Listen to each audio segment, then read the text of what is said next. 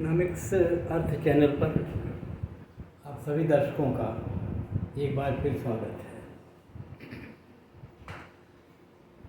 Macro economic equilibrium के संदर्भ में हम लोग इसके पहले एक वीडियो में रिवीजन कर चुके हैं और जिसमें हमने IS वक्र और LM वक्र के संदर्भ में पढ़ा और इन दोनों वक्रों में जो शिफ्ट होती है, परिवर्तन विवर्तन या खिसकाव होता है, हमने वो भी देखा है। आज उसी रिवीजन का ये दूसरा पार्ट है और इसमें हम इसके आगे पढ़ने का प्रयास करेंगे। और सबसे पहले हम IS और LM वक्र के माध्यम से मैक्रो इक्विलिब्रियम को समझने का प्रयास करेंगे, जहां हम आय के स्तर और ब्याज दर के मध्य संतुलन निर्धारित करेंगे और जिस पर वस्तु बाजार और मुद्रा बाजार दोनों में एक साथ संतुलन होगा। तो हम पहले फिगर 1 पर आते हैं। ये पहला चित्र हमारा है। इसके 3 हिस्से हमने किए हैं, A, B और C। और ए भाग में हम देख सकते हैं कि एक LM वक्र है, IS वक्र है, दोनों की प्रकृति जैसी होती उसी तरह से है। IS वक्र नीचे गिरता हुआ है और LM वक्र जो है ऊपर उठता हुआ। दोनों का संतुलन E1 बिंदु पर है। और हम लोग जानते हैं कि Y अक्ष पर ब्याज की दर दिखाई जाती है और X अक्ष पर जो है वो आय का स्तर या रियल GNP होती है या GDP। तो ये वास्तविक राष्ट्रीय आय होती है और इस बिंदु पर जहाँ पर IS और LM वक्र दोनों एक दूसरे को काटते हैं, वहाँ पर जो आय निर्धारित होती है वो Y1 है।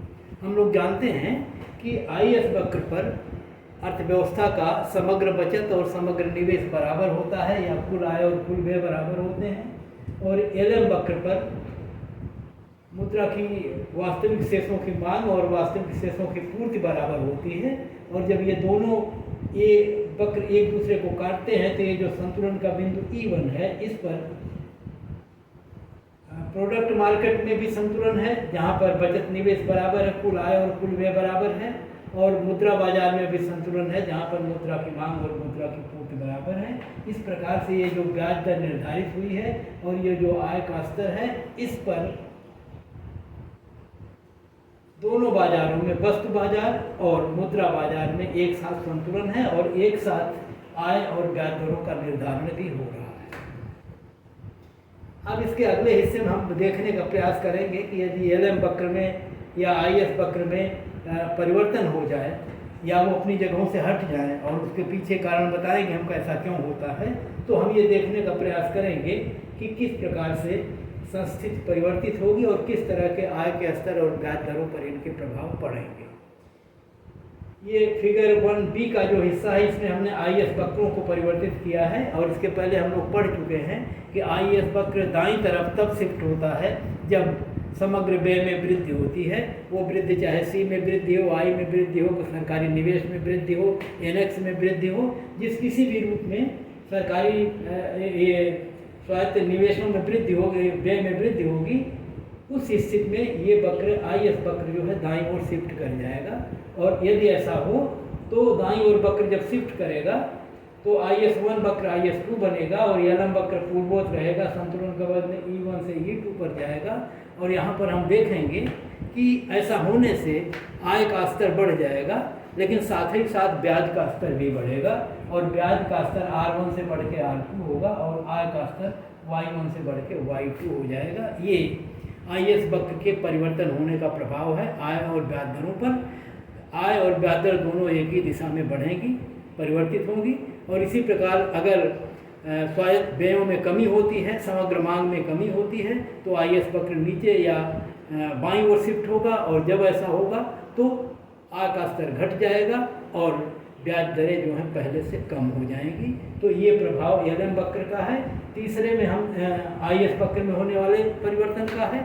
और नीचे जो C है उसमें इस फिगर 1 का जो तीसरा सेक्शन है, जिसमें हम LM वक्रों को परिवर्तित कर रहे हैं। और हम अच्छी तरह से जानते हैं कि LM वक्र में परिवर्तन 2 कारणों से होता है, जब मुद्रा की मात्रा में परिवर्तन हो या ब्याज दर में परिवर्तन हो। और वास्तव में मुद्रा की मात्रा में वृद्धि का मतलब होता है कि ब्याज दरों में कमी, और मुद्रा की मात्रा में कमी का मतलब होता है ब्याज दरों की वृद्धि। तो दोनों का निष्कर्ष एक ही होगा।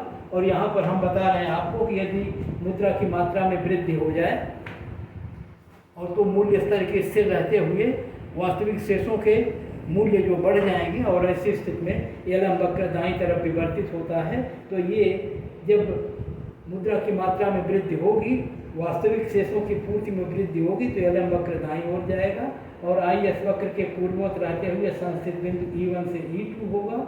और यहाँ पर हम आएंगे कि आय का स्तर अब बढ़ जाएगा, लेकिन ब्याज दरों का स्तर घट जाएगा।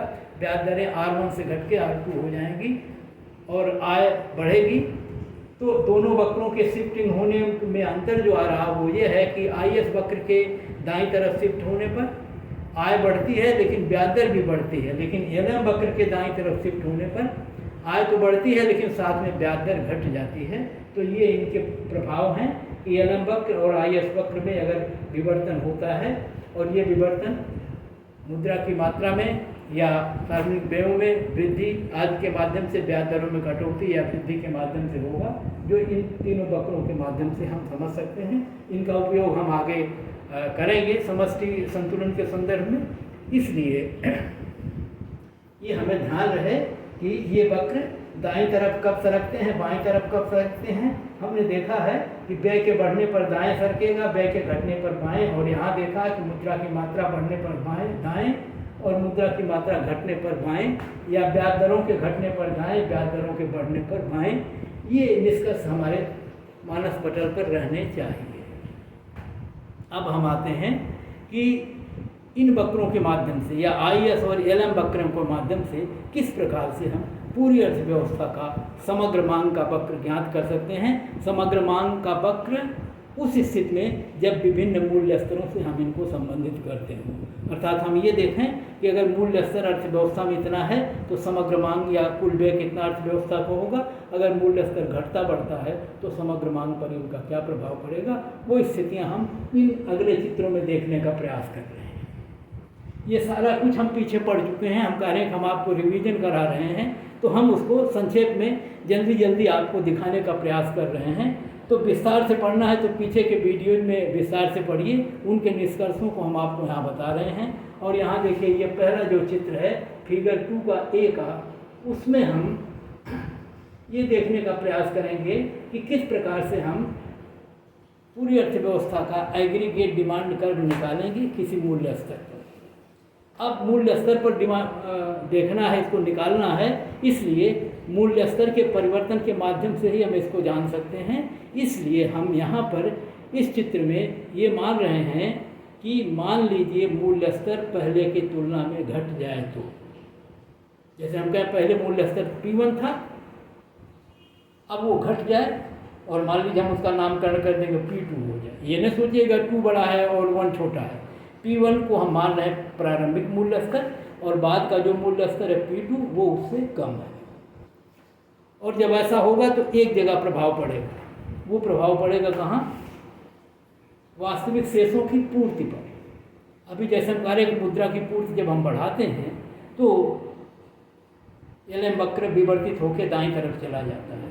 अब जो मुद्रा की पूर्ति बढ़ती है वो पूर्ति क्योंकि वास्तविक होती है, और वास्तविक पूर्ति जो होती है मुद्रा की मात्रा बटा मूल्य स्तर होती है, एम बटा पी होती है। तो ये बढ़ेगी कब, या तो मुद्रा की मात्रा ज्यों की त्यों पड़ी रहे, मूल्य स्तर घट जाए तो एम अपान पी का मान बढ़ जाएगा, अथवा पी ज्यों की त्यों बढ़ी रहे और मूल्य ऊपर मुद्रा की मात्रा बढ़ जाए तो बढ़ जाएगा। यहाँ हमको मूल्य का प्रभाव देखना है, इस नाते हम कह रहे हैं कि मान लीजिए मूल्य स्तर घट जाए, और अगर मूल्य स्तर घट जाए, पहले मूल्य स्तर था वो P1, तो पहले वाली वास्तविक शेषों की पूर्ति होगी M बटा P1, बाद वाले की हो जाएगी M बटा P2, और M P2 कम है, और जब हम बाद ऊपर की राशियाँ M दोनों बराबर हैं, P2 जब छोटा होगा तो M बटा P2 का मान बड़ा होगा, अर्थात वास्तविक शेषों की पूर्ति बढ़ जाएगी।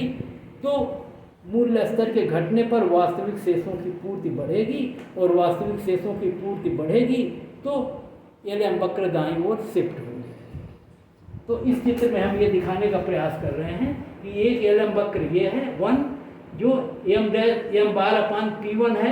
एम बार ऊपर जो बार लगा इसका मतलब मुद्रा की मात्रा में कोई परिवर्तन नहीं हो रहा है, और यहाँ पर भी एम बार लगा इसका मतलब मुद्रा की मात्रा में कोई परिवर्तन नहीं है, लेकिन मूल स्तर P1 से घट के P2 हो गया और हमने यहाँ लिख दिया P1 बड़ा है P2 छोटा है, और इस नाते एम बार अपान P2 का मान बड़ा हो जाएगा, अर्थात जो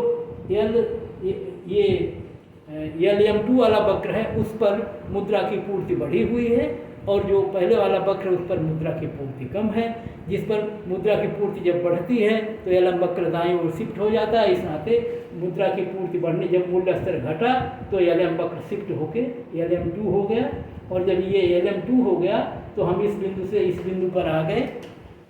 ये पहले वाला संतुलन का बिंदु था E1, अब ये संतुलन का बिंदु हो गया E2, और जब हम इस पर आए तो राष्ट्रीय आय की मात्रा Y1 से बढ़ के Y2 हो गई।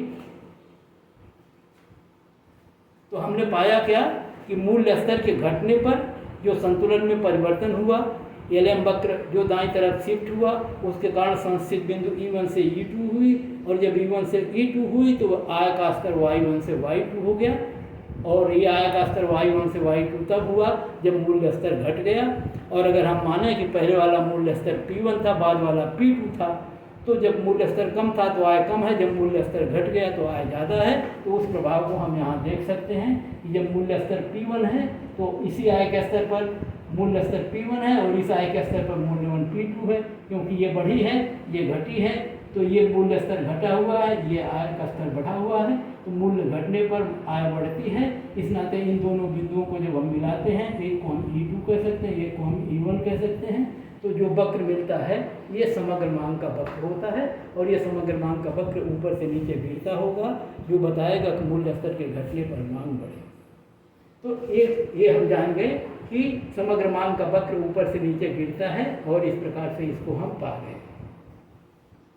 अब देखने का प्रयास करें कि इन दोनों वक्रों के माध्यम से, अब अगर हम आपको सप्लाई कर्व की बात करें, एग्रीगेट सप्लाई कर्व की, और पीछे वीडियो पड़े हुए हैं एग्रीगेट सप्लाई कर्व पर, 2 वीडियो हैं, 3, अल्पकाल में पूर्ति वक्र, दीर्घकाल में पूर्ति वक्र, और न्यू कीन्सियन एग्रीगेट सप्लाई कर्व। तीनों वीडियोज आप पढ़ेंगे तो सरलतम जो सबसे सामान्य स्थिति है वो ये है कि अल्पकाल में सामान्य तौर पर एग्रीगेट सप्लाई का कर्व ऊपर बढ़ता हुआ होता है, अर्थात जैसे जैसे राष्ट्रीय आय का स्तर बढ़ता है वैसे वैसे उत्पादन बढ़ता हुआ होता है। तो इस रूप में हम एग्रीगेट सप्लाई कर्व को स्लोपिंग अपवर्ड खींचते हैं सामान्य तौर पर। इस नाते हम एग्रीगेट सप्लाई कर्व को ऊपर खींच रहे हैं, जो ये प्रदर्शित कर रहा है कि मूल्य स्तर बढ़ने के साथ साथ समग्र पूर्ति या कुल उत्पादन अर्थव्यवस्था में बढ़ता है। तो डिटेल तो पूर्ति वक्र पीछे पढ़ लेंगे, यहाँ हम इस रूप में दिखा रहे हैं। और यदि हम समग्र पूर्ति और समग्र मांग के संतुलन को देखें तो उसके माध्यम से मूल्य स्तर और आय का निर्धारण हो सकता है, और वो निर्धारण यहाँ हमने इस रूप में दिखाया है कि ये AS है और ये AD है, ये समग्र पूर्ति का वक्र है, ये समग्र मांग का वक्र है, और इन वक्रों के संतुलन से मूल्य निर्धारित है OP1 है। इसके विस्तार में जाने के लिए पीछे जहाँ पर मैक्रो इकोनॉमिक इक्विलिब्रियम है वहाँ पर इस चित्र की विस्तार से व्याख्या है, और वहाँ से आप इसको पढ़ लें। यहाँ केवल मेरा उल्लेख ये करने का मतलब है कि दोनों के संतुलन से मूल्य स्तर और आय का निर्धारण होता है। तो अब इस निर्धारण को देखने के लिए हमको ये भी देखना है कि इस एग्रीगेट डिमांड कर्व में परिवर्तन क्या संभव है, इसमें क्या विवर्तन होता है, और एग्रीगेट डिमांड कर्व को जो तत्व प्रभावित करते हैं, जैसे प्रभावित करने वाला तत्व, समग्र मांग को प्रभावित करने वाले सारे तत्व, निजी निवेश, निजी उपभोग, सरकारी व्यय, निवल निर्यात, इसी तरह से मुद्रा की पूर्ति, इसी तरह से ब्याज की दरें, ये सब जो हैं इनको प्रभावित करती हैं। और अगर उनमें परिवर्तन होगा तो ये वक्र का आकार प्रकार इनका परिवर्तित होगा, और जब इनका ये रूप बदलेगा इन वक्रों का, एग्रीगेट डिमांड कर्व का, तो संस्थिति बदलेगी, और उस बदलाव को हम मूल्य स्तर और आय पर देखने का प्रयास करेंगे। इसके पहले हम एग्रीगेट डिमांड में होने वाले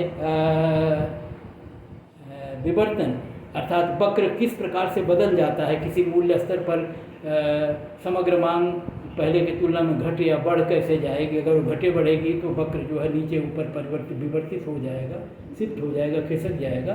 तो ये खिसकाव कैसे होता है, उस खिसकाव को हम एक रूप में यहाँ दिखाने का आपको प्रयास कर रहे हैं। और यहाँ पर हम आपको ये दिखाने का प्रयास कर रहे हैं कि ये एलएम वक्र में शिफ्टिंग के माध्यम से हो सकता है। एलएम वक्र में शिफ्टिंग हो जाए अगर एलएम वक्र सरक जाए अपनी जगह से। तो एलएम वक्र सरकता कब है, हमने दो कारण पढ़े हैं। अभी हमने यहाँ ऊपर देखा है कि एलएम वक्र सरकेगा अगर मुद्रा की पूर्ति में परिवर्तन हो जाए। तो यहाँ तो हमने मुद्रा की पूर्ति में परिवर्तन को देखने के लिए, क्योंकि हमको मूल्य का प्रभाव देखना था मांग पर या आय पर, इस नाते हमने मूल्य को परिवर्तित किया था। यहाँ पर हम मुद्रा की मात्रा एम को परिवर्तित कर रहे हैं, उसको बढ़ा या घटा रहे हैं। और हम पीछे अभी जो इसके पहले पार्ट 1 वाले में है वहाँ भी देख चुके हैं कि एलएम वक्र में विवर्तन कब होता है। और हमने देखा है कि एलएम वक्र में विवर्तन तब होता है जब मुद्रा की पूर्ति मतलब वास्तविक शेषों की पूर्ति बढ़ती है या घटती है। और जब ये बढ़ती है तो एलएम वक्र पर दाईं ओर शिफ्ट हो जाता है। तो ऐसी स्थिति में अगर मुद्रा की पूर्ति में वृद्धि हो जाए तो एलएम वक्र LM1 से दाईं ओर शिफ्ट होकर LM2 हो जाएगा। और ऐसी स्थिति में IS वक्र पूर्ववत बना हुआ है और संतुलन का बिंदु देखिए पहले था E1 पर, अब आ गया E2 पर। E1 पर जो है इधर आप जानते हैं कि इस वक्र में जहाँ LM और IS होता है यहाँ ब्याज की दर दिखाई जाती है। तो और जहाँ एग्रीगेट डिमांड एग्रीगेट सप्लाई होती है वहाँ इस साइड में मूल्य स्तर दिखाया जाता है। तो यहाँ ब्याज की दरें हैं। तो इस ब्याज की दर इस E1 और E2 पर संतुलन है और इस संतुलन पर जो आय का स्तर है वो यहाँ है, चाहे हम यहीं Y1 लिखते हैं Y2, वही चीज़ यहाँ भी है, यहाँ Y1 Y2। अर्थात जब LM वक्र शिफ्ट हो जाता है, और ये शिफ्ट इसलिए होता है क्योंकि मुद्रा की मात्रा में वृद्धि होती है। मुद्रा की मात्रा में वृद्धि होने पर दाईं तरफ शिफ्ट होगा, मुद्रा की मात्रा में कमी होने पर बाईं तरफ शिफ्ट होगा। और हम कह रहे हैं कि मुद्रा की मात्रा में मान लीजिए वृद्धि हुई है तो ये वक्र LM1 से LM2 हो जाएगा, संतुलन बिंदु E1 से E2 पर जाएगा और E1 पर आय थी Y1, E2 पर आय हो जाएगी Y2। इस प्रकार से आय में वृद्धि हो जाएगी। और इस आय में वृद्धि के बाद हम ये देखने का प्रयास करें कि E1 बिंदु जब है जिस पर आय का स्तर Y1 है तो एक मूल्य स्तर भी इससे संबंधित होगा। और अगर हम ये मान लें कि वो मूल्य स्तर P1 है तो हम कह सकते हैं कि जब आय का स्तर Y1 है और जब ब्याज दर इतनी है R1 और जब ब्याज दर है R2, तो जब ब्याज दर R1 है तो मूल्य स्तर मान लीजिए P1 है। तो ऐसी स्थिति में इसी चित्र के आधार पर हम कह सकते हैं कि जब आय Y1 है तो बाजार में मूल्य P1 है और मूल्य स्तर क्योंकि परिवर्तित नहीं हो रहा है, इस नाते दूसरी आय का स्तर भी उसी मूल्य से संबंधित है। अर्थात जब आय Y1 है तब भी मूल्य स्तर P1 है, जब आय बढ़ के Y2 हो जाती है तब भी मूल्य स्तर P1 है।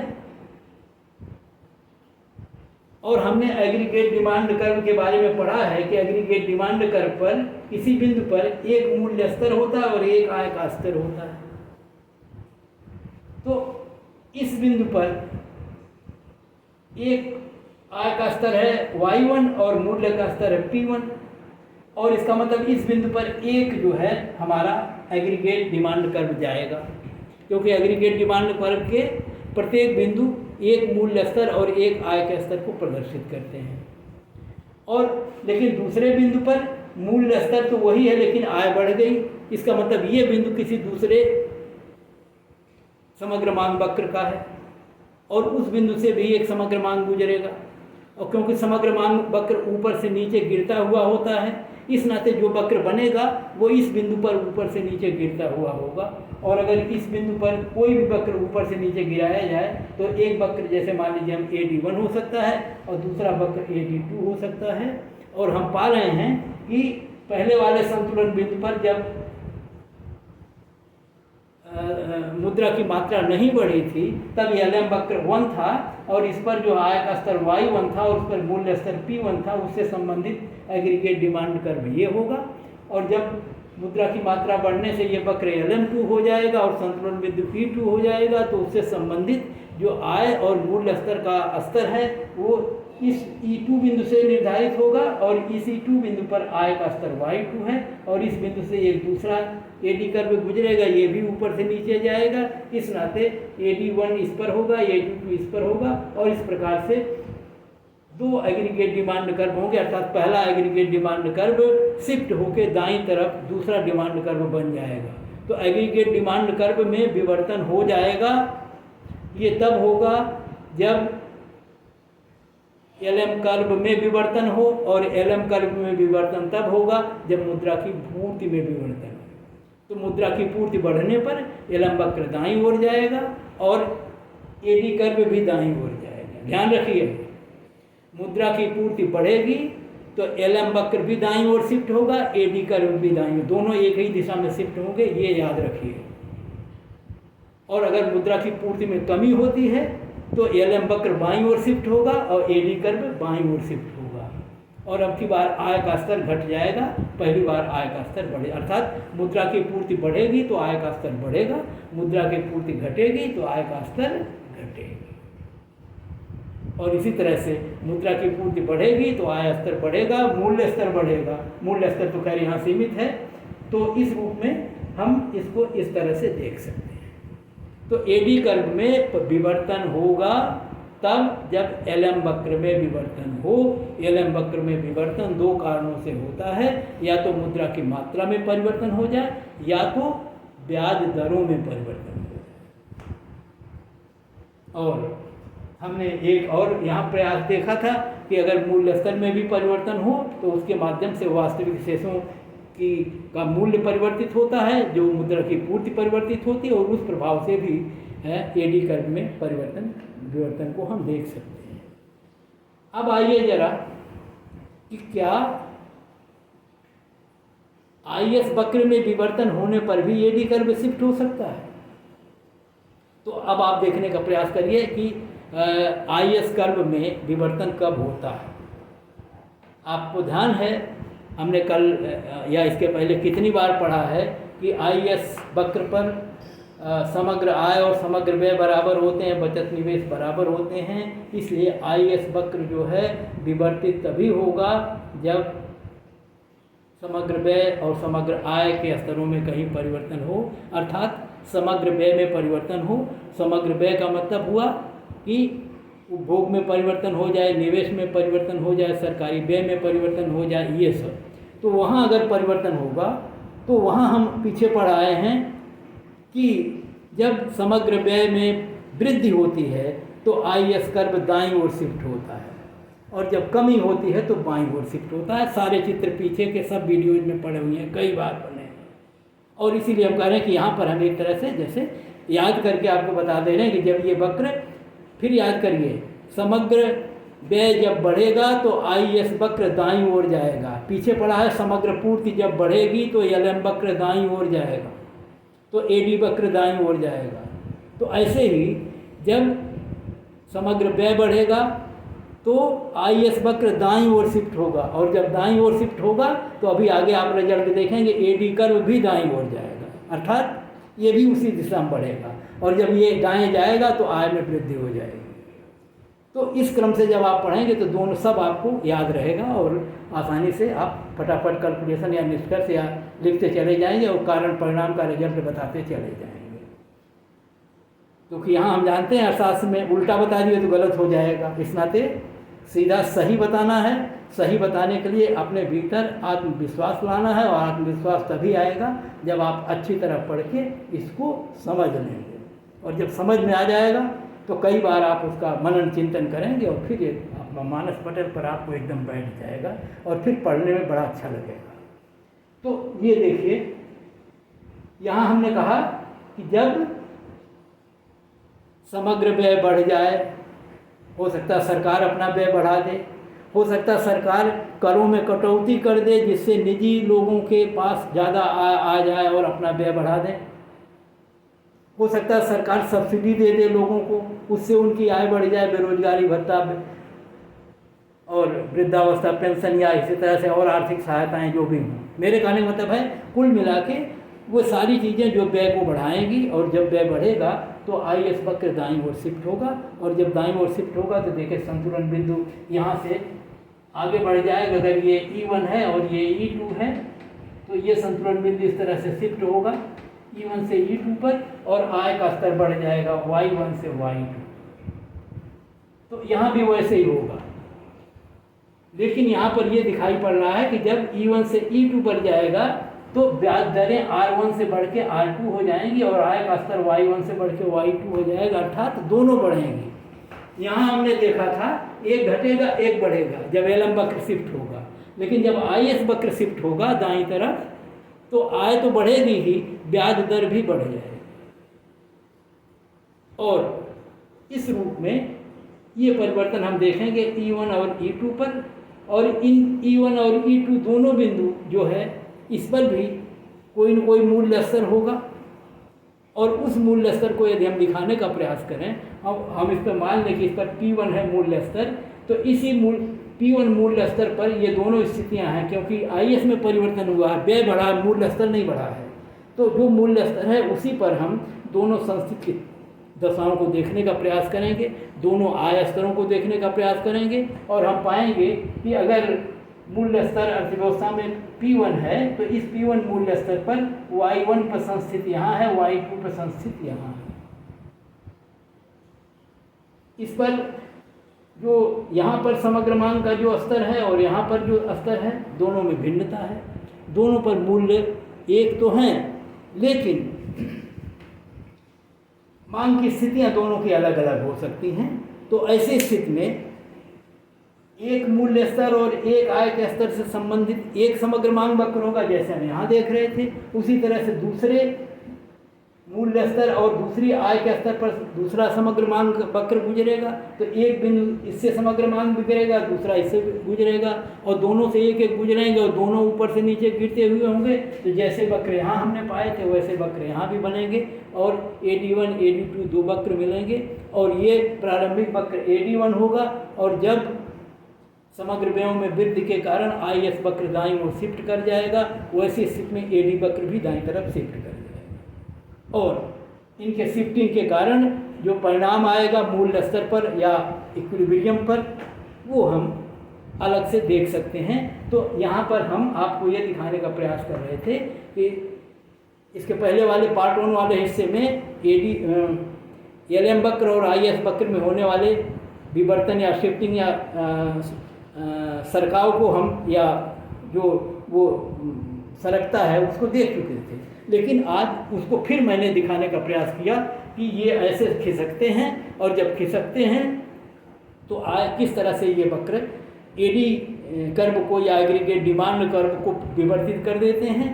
तो जब AD में विवर्तन हमको मिल गया तो AD के विवर्तन के माध्यम से जो माइक्रो इक्विलिब्रियम जो AD और AS के संतुलन से निर्धारित होता है, वहाँ ये प्रभाव हम स्पष्टतः देख सकते हैं। तो अब हम उन प्रभावों को भी आपको दिखाने का प्रयास करेंगे।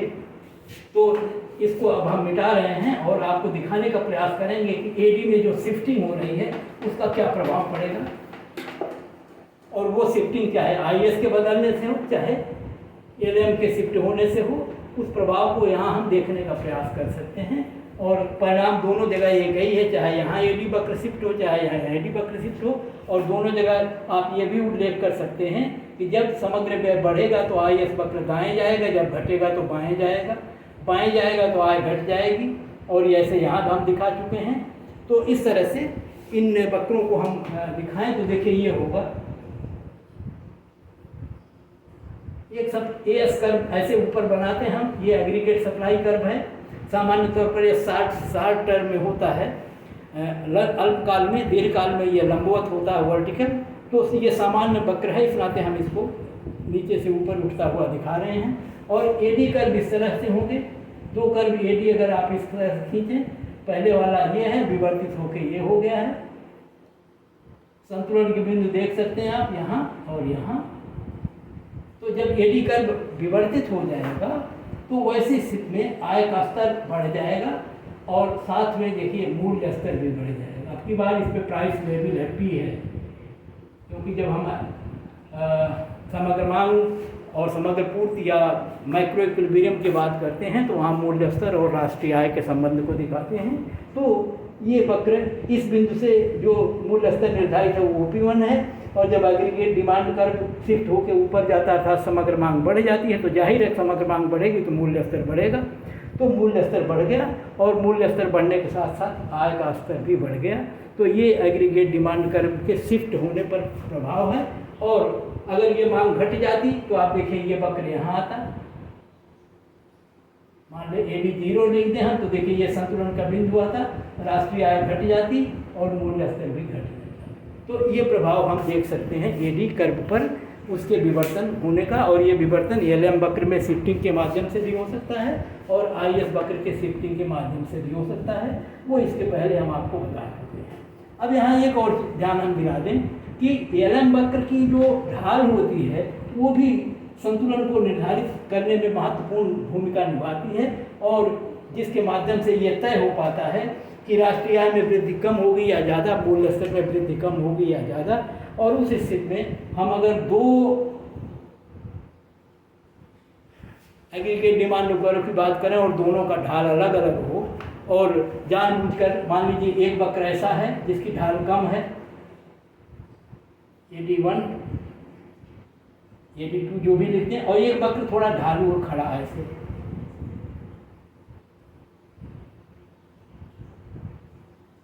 इसको 1 कर दें, इसको 2 कर दो, क्योंकि इधर छोटा बड़ा इस तरह से। यहाँ पर हमने दोनों को इसलिए कटाया है ताकि हम देख लें कि ये एक मूल्य स्तर पर दोनों एक बराबर हैं। लेकिन अगर मूल्य स्तर में इतनी वृद्धि होती है, कमी होती है मान लीजिए, तो हम कहाँ जाते हैं, इस वक्र पर हम यहाँ होते हैं, इस वक्र पर हम यहाँ होते हैं, अर्थात यहाँ पर Y2 है, यहाँ पर Y1 है। ये समग्र आय या समग्र व्यय दोनों हम कह सकते हैं इस रूप में होता है। तो कहने का अर्थ ये है कि ये देखिए ये प्रारंभिक स्थिति यहाँ से है, Y0 मान लीजिए है, ये मूल्य है P1, ये मूल्य है P2, और ये संतुलन की स्थिति है पहली। इस बिंदु पर जब हम होते हैं तो दोनों की ढाल यहाँ तो बराबर है, लेकिन इसके आगे बढ़ते हैं तो एक की ढाल कम है, देखिए ये कम अधिक लोचदार है, और ये खड़ा है बेलोचदार है, इनइलास्टिक है। और ऐसी स्थिति में इनइलास्टिक वक्र पर हम देखते हैं कि थोड़ा सा व्यय बढ़ने पर ही मूल्य स्तर में इतनी कमी आती है। मूल्य स्तर में जो है वो ये स्थिति है, दोनों के बीच की स्थिति बता रहे हैं। सामान्य तौर पर ये हम देख रहे हैं कि जितना आय में ये व्यय में या आय में परिवर्तन होता है उसकी तुलना में ये परिवर्तन है। तो इस वक्र पर मूल्य स्तर थोड़ा सा ही परिवर्तन पर हो जाता है ज़्यादा। मान लीजिए अगर आय घट के यहाँ से यहाँ तक जाती है तो मूल्य स्तर यहाँ से बढ़ के यहाँ जाता है, लेकिन यहाँ पर आय में इतनी या व्यय में जब ज़्यादा कमी होती है तब मूल्य स्तर इतना बढ़ता है। तो ये एडी वक्र के जो स्लोप हैं वो अलग अलग अगर होते हैं तो लोचदार वक्र पर कीमत पर प्रभाव कम पड़ता है और बेलोचदार वक्र पर कीमत में अपेक्षाकृत अधिक प्रभाव परिवर्तन होते हैं मांग या व्यय की तुलना में। तो ये इनके वक्र, इनके ढालों को देख सकते हैं। मूल्य के जो एडी कर्व की ढाल है उसके अलग अलग होने पर संतुलन कीमत और संतुलन आय पर इनके प्रभाव पड़ते हैं। अब जरा एग्रीगेट सप्लाई कर्व की ढाल को भी हम देख सकते हैं, और एग्रीगेट सप्लाई कर्व की ढाल को देखेंगे अगर आप तो वो इस तरह की स्थिति होगी कि अगर एक एग्रीगेट सप्लाई कर्व जो है वो इस तरह का है, मान लीजिए ऐसे, या हम कहिए और क्षितिज कर दें इसको थोड़ा सा ऐसे, ये AS कर्व है, ये एग्रीगेट डिमांड का कर्व है, और यहाँ पर देखिए ये स्थितियां हैं कि जब हम इस बिंदु से इस बिंदु पर जाते हैं या इस बिंदु से इस बिंदु पर जाते हैं, जहाँ भी जाएं तो ये आय में होने वाला परिवर्तन है और ये कीमत स्तर में होने वाला परिवर्तन है। लेकिन इसी वक्र को अगर हम थोड़ा और खड़ा कर दें ऐसे, जो उन परिस्थितियों में होता है जब हम पूर्ण रोजगार के करीब होते हैं या दीर्घकालीन स्थितियों में होते हैं, वैसी स्थिति में ये जो डिमांड कर्व है अगर उसी तरह का हो तो वैसी स्थिति में आप पाएंगे कि उत्पादन में या आय में थोड़ी ही परिवर्तन होता है, लेकिन मूल्य स्तर में बहुत अधिक परिवर्तन होता है। ये देखिए, इसी तरह से क्योंकि अल्पकालीन वक्रों में इस संदर्भ में ये भी देखा जाता है कि ये वक्र ऐसे भी हो सकते हैं और दीर्घकालीन वक्र जो हैं ये वर्टिकल भी हो सकते हैं एवरेज के। और ऐसी स्थिति में इन मांग के प्रभावों को जब देखते हैं तो यहाँ देखिए आय के बढ़ने के बाद मूल्य स्तर ज्यों का त्यों रहता है, लेकिन यहाँ आय बढ़ती नहीं, उत्पादन बढ़ाया नहीं जा सकता। इस नाते कोई भी आप प्रयास करो तो केवल मूल्य स्तर ही बढ़ता है, तो ये स्थिर रहेगा y और केवल मूल्य स्तर में परिवर्तन होगा। तो ये सप्लाई कर्व को हमने एक क्षैतिज बना के, एक वर्टिकल बना के, एक थोड़ा सा कम रोजगार, एक अधिक रोज और बेरोजगार बना के दिखाने का प्रयास किया है कि पूर्ति वक्र अर्थात अर्थव्यवस्था में हम उत्पादन को कितना तेजी से या कितना धीमी गति से बढ़ा पाते हैं, इस पर निर्भर करेगा कि मूल्य स्तर पर इनका प्रभाव कितना पड़ता है।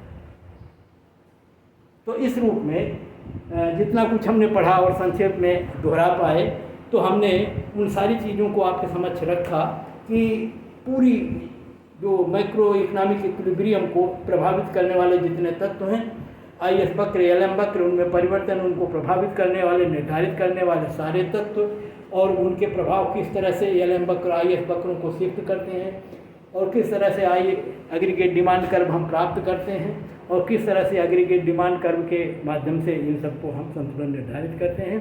ध्यान रहेगा कि एग्रीगेट डिमांड कर्व के प्रत्येक बिंदु पर IS और LM वक्र बराबर होते हैं, संतुलन में होते हैं और AD वक्र या एग्रीगेट डिमांड वक्र के प्रत्येक बिंदु पर प्रोडक्ट मार्केट में और मनी मार्केट में दोनों में इक्विलिब्रियम होता है। और इस नाते जो माइक्रो इकोनॉमिक इक्विलिब्रियम होगा वो AD कर्व के ही किसी बिंदु पर होगा और उस बिंदु पर होगा जहाँ पर उसको एग्रीगेट सप्लाई कर्व काटेगा। और ऐसी स्थिति में जो भी संतुलन का बिंदु होगा, इस AD कर्व और AS कर्व के संतुलन द्वारा उस संतुलन में पूरी अर्थव्यवस्था के दोनों क्षेत्रों में, मुद्रा बाजार में और वस्तु बाजार में साथ साथ संतुलन होगा। मुद्रा की मांग बराबर मुद्रा की पूर्ति, बचत बराबर निवेश, कुल आय बराबर कुल व्यय और उससे संबंधित एक आय का स्तर, उससे संबंधित एक ब्याज दर का स्तर, उससे संबंधित एक मूल्य का स्तर, ये सब एक साथ निर्धारित होंगे और हम इसको जनरल इक्विलिब्रियम या सामान्य संतुलन या संस्थिति का नाम भी दे सकते हैं। और इस रूप में आज का वीडियो हम यही समाप्त करते हैं।